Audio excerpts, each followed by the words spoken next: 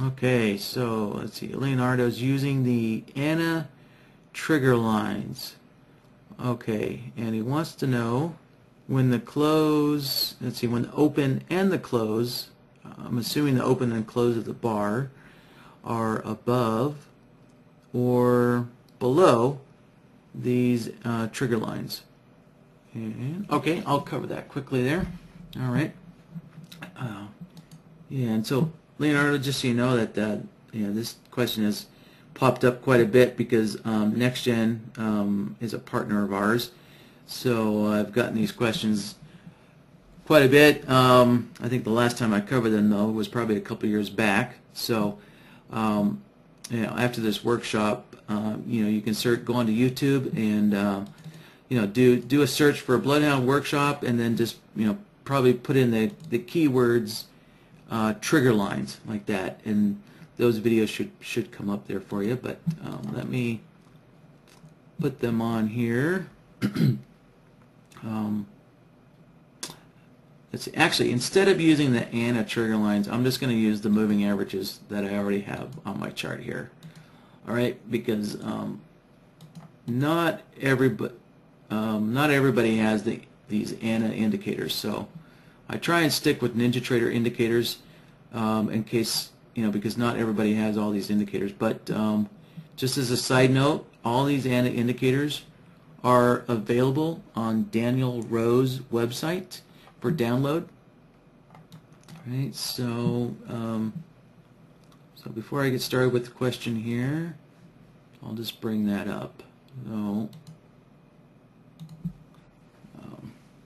Daniel's website is trade-the-plan.com.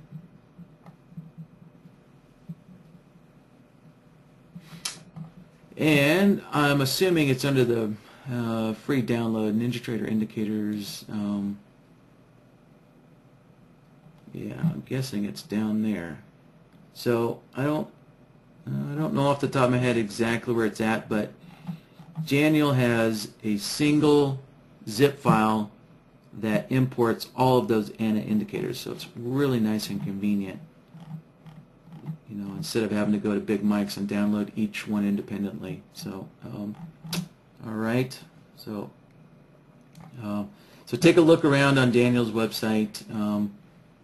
You may need to log in. You may need to go into the members area and log in. Signing up is free. Just just got to create an account and you can sign in. And so maybe you need to be signed in to find that. I'm not sure. So you could also send Daniel. You could also send Daniel an email if you can't find it here. So you can use the contact section and ask Daniel where that's located. All right. So that's probably the easiest way to get all these ANA indicators in one single zip file. Nice and convenient there. So yeah, so those anaTriggerLines, they're basically just modified moving averages. So it doesn't matter whether you use the moving averages that I already have on my chart or the anaTriggerLines. The concept is going to be the same here. So let me make a new logic template here. Okay. All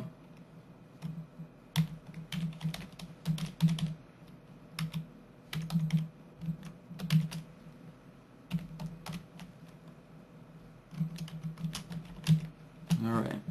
So essentially what we're looking for is to see if the open and close is above or below two moving averages.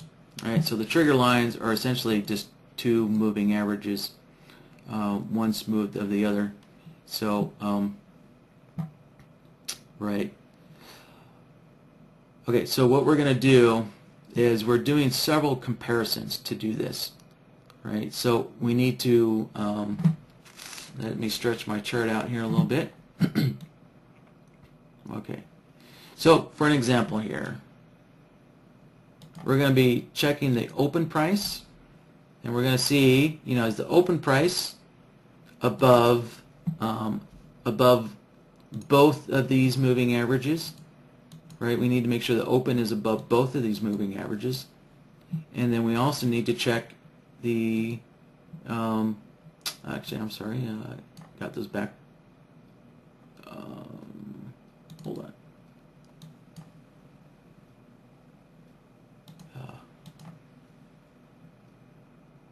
I need to fix my chart template here. Got my colors backwards. Okay. There we go. All right. So the solid bars are down bars, and the open bars, the hollow bars, are up bars. So this goes back to traditional black and white charts printed on paper. All right. So when the open, so the open is above both of the moving averages, and then we also need to check the closing price of the bar is above both moving averages. And oops, I got this backwards again. This is just counterintuitive. Okay, there we go. So this is actually a little down bar here. All right. So we're going to be checking both in the open price and the closing price to make sure it's above both of the moving averages, or obviously if both the open and the close of the bar is below both of the moving averages. So that's going to take several different comparison solvers to make sure that that is happening. So let me grab a comparison solver here, and we'll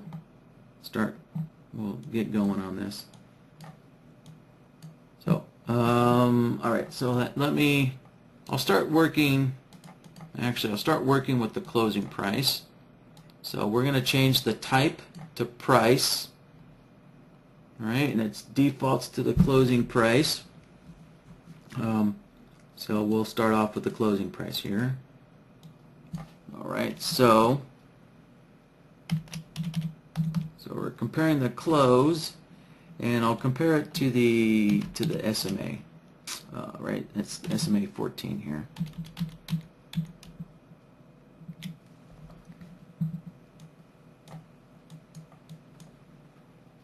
Alright, so the next step is I need to set my SMA up correctly, and remember I need to nest the high price into this. So for Leonardo, for you, all you would need to do is just grab the ANA. See if I have that indicator on here.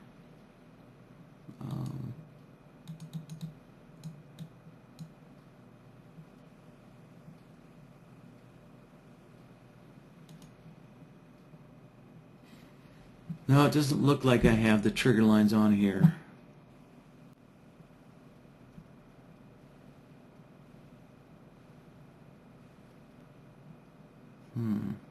Yeah, I don't have the anaTriggerLines installed, so I guess to use an example here,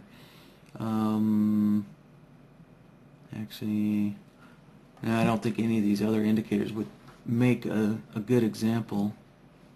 So, but Leonardo, obviously you would just, select your ANA indicator, and then select the, the trigger line that you're wanting to compare to, right? So you'll just have to substitute the SMA and the EMA that I'm going to use for the trigger line that you want to use. All right, so let me get back to using my SMA on here.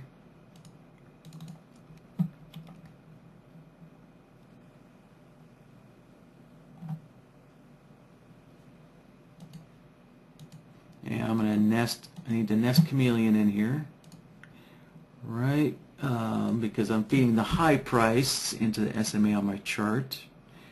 And yeah, we're using an SMA 14, so that's good.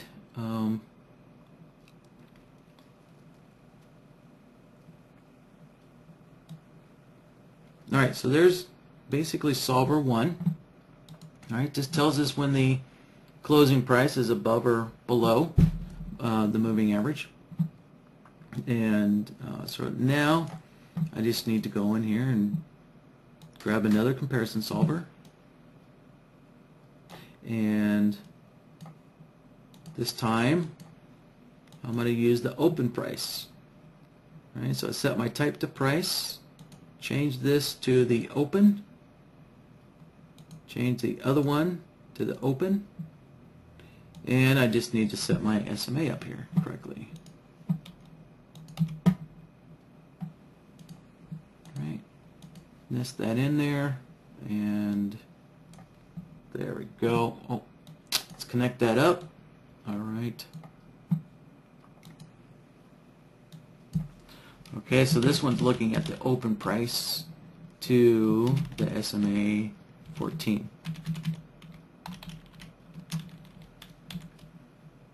Okay. All right, now if I use an AND node,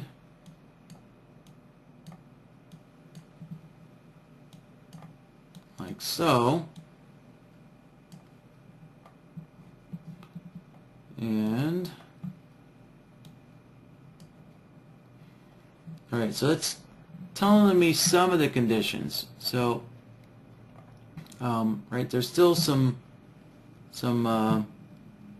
comparisons that need to be done here, right? So we can see here that the close of the bar, right, is above, right, what I guess the EMA or the lower trigger line, right, and we have the open of this other bar in between there. So we need some more comparisons done here, right? So once again, let me grab another comparison.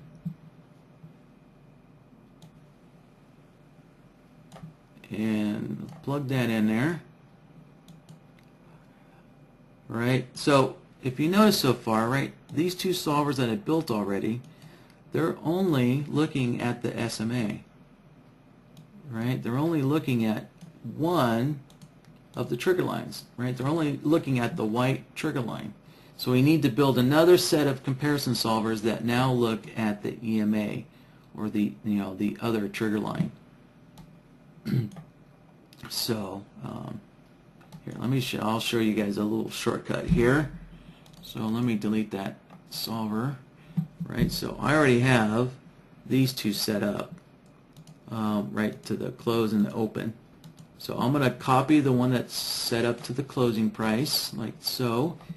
And now I just need to replace the SMA with the EMA, or in your case, you would replace it with the other trigger line.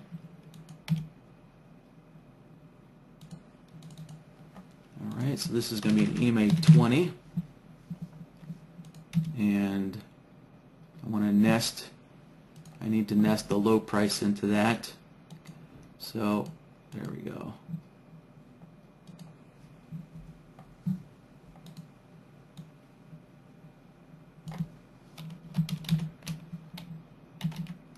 Alright, so now we're comparing the closing price to the EMA 20 or the other trigger line. Alright, so now I'm going to grab this other comparison solver with the open, and I can make a copy of it. And so the open price is already set up, and once again I just need to replace that SMA with an EMA.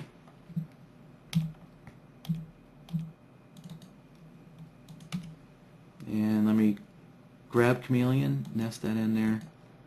Okay, set the period up for the EMA, and for Chameleon I need to set that to the low price. Okay, so I've got those solvers done, so now I just need to put them on the board here.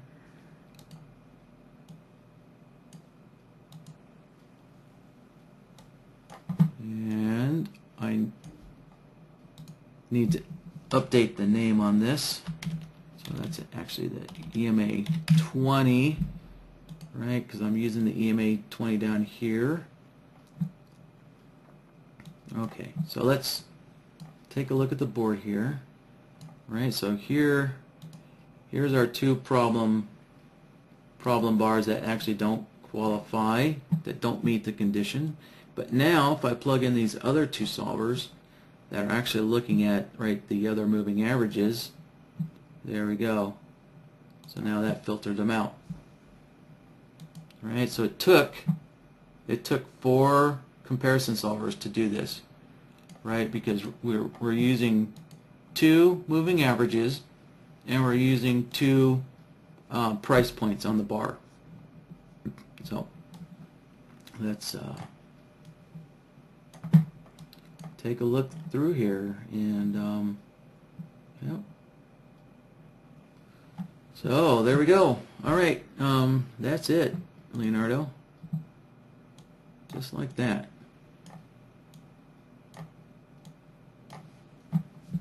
All right, I think I got one more question here from Kenneth, and I think we'll call it a day. Or actually, well, no, I've got plenty of time here, so let me cover another solver here. So yeah, so after I answer Kenneth's question, I will move on, and let's see, we covered the bar direction, the bar length, so let's see. I'll cover the Dorschden Swing Trend solver there. Yeah, I'll cover the Dorschden Swing Trend. Alright, I'll start a new logic template.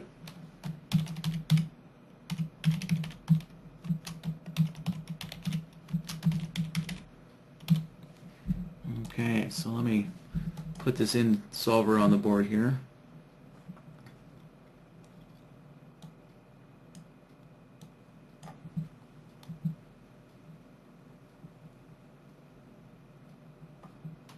And oops, let me get this, correct my typo there. There we go.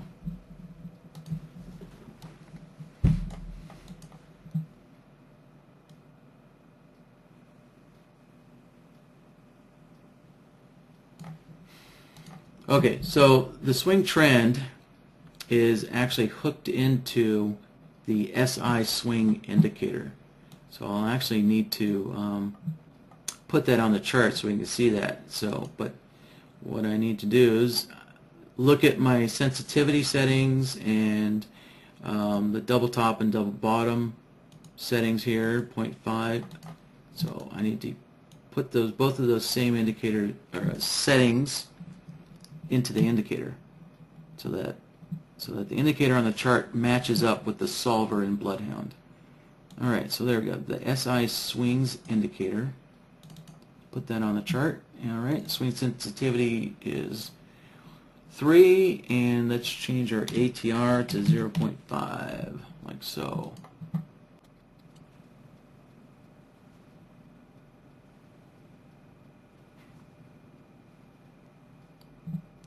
Okay, there we go. Good deal.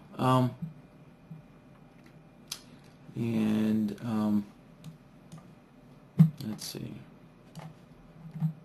Let me scroll all the way to the beginning of the chart.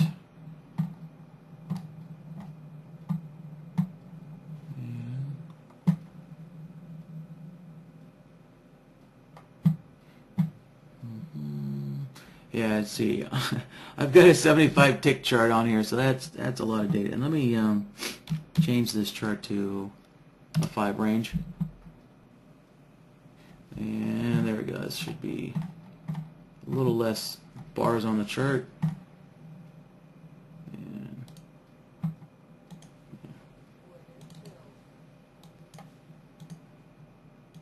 okay, there we go. All right, so what the solver's doing, let me pull the solver back up here. All right, so what the solver's doing is, Dorschden's indicator has a internal formula that was looking at the overall trend of price action here, and that's what this solver is hooked into, is that internal formula there. right? So I just need to kind of explain how that's working. Right, so we can see the text on the chart, right? The lower lows, the lower highs, right, and the swing point trend lines drawn on the chart here. And so what this internal calculation of this indicator is doing it's looking at kind of the bigger picture of the trend. It's not looking at these individual trend lines. All right, so we can see here that once a higher high has been made, right, then what we're looking for is to get a higher low as well, right? So to really know that you've changed trend directions, you're looking for a higher high and a higher low, and then price, once that happens, price needs to break above the higher high, and then you can see that the long output here, and then we can see it switches from a short trend to a long trend here. Now we get a higher high made, and we're still in an upward trend until we actually get a lower low. But this lower low doesn't prove that the trend has changed yet, right? So this formula is conservative, right? It's a little conservative, and so we can see that there's no output, and that's because this lower low is made. But that lower low doesn't prove that price has actually changed direction yet, right? So before you actually know that price has changed direction, you also need to make a lower high at the same time, right? So two lower swing points actually is more it's a more conservative approach, and kind of evidence that the trend direction has changed. So for example, right, it took to go from a down trend to, I'm trying to get that ellipse in there. There we go. Right, so it took two higher swing points before, and price had to break the previous high before the formula actually decided that the trend has actually changed, right? So it's taking, three conditions have to be met. So what we need is, all right, so we need a lower low, and we need a lower high at the same time, right? And then let's see, I think what it was doing is, it must have been looking at this low point back here to see if price had broken this low point back here before a new downtrend was determined, right? And let's see, so essentially that's what it's doing, and then over here we can see that this high point was broken, and essentially we got a double bottom down here. So I think because we got this double bottom down here, a higher low didn't have to be made, but we had a double bottom. So in traditional stock trading, if you get a double bottom or a triple bottom, those are kind of indicative of reversal setups. So we got a double bottom down here, and then price broke above the previous high, which is an indication of the overall trend change. So now we're in a long trend here, and price is just kind of chopping around a little bit, And so if you look at here, we got a double top, and price had broken the previous low point, and then the trend changed. The trend direction changed. So, you know, these double tops and double bottoms, those are determined by this double top and double bottom setting here, right? This threshold level. So changing this will actually kind of affect, you know, how easily the trend can change, right, from a long to a short or a short to a long, right? So this double bottom meant that we actually didn't have to wait for this lower high, right? So if, you know, if we tighten up this double top and double bottom threshold, if we tighten that up and we actually get rid of this double top, then the trend change would not occur until this lower high point was made, right?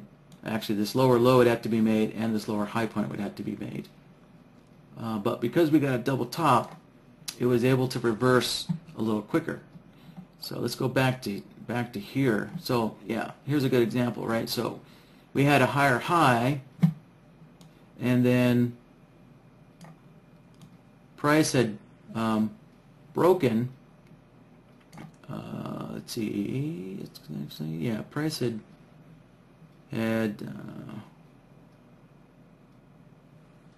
actually no. Okay, so because this is a higher high, it wasn't looking at the break of the low.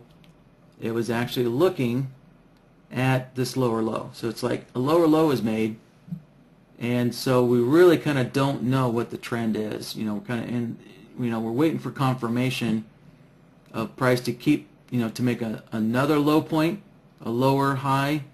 You know, we're waiting for that confirmation to know if we're truly in a downtrend, or price would have had to. I think price would have had to keep on going up, and I think price would have had to have like gotten back up to this high point up here to reconfirm the uptrend, right? So, but in the meantime, we're kind of in this limbo state, so that's why there's no output here.